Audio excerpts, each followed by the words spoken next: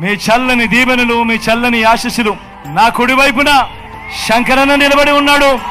సౌమ్యుడు, మంచివాడు. ఎంత మంచివాడు అనంటే నిజంగా నాతో శంకరన్న ఒకసారి ఏమన్నాడో తెలుసా?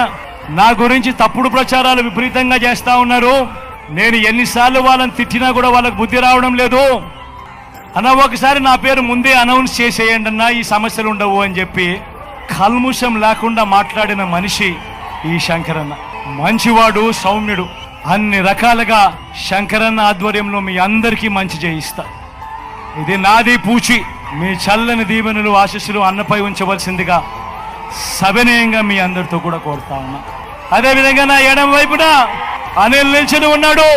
నా తమ్ముడు, యువకుడు, ఉత్సాహవంతుడు, మంచి చేయడానికి ముందుకొచ్చాడు.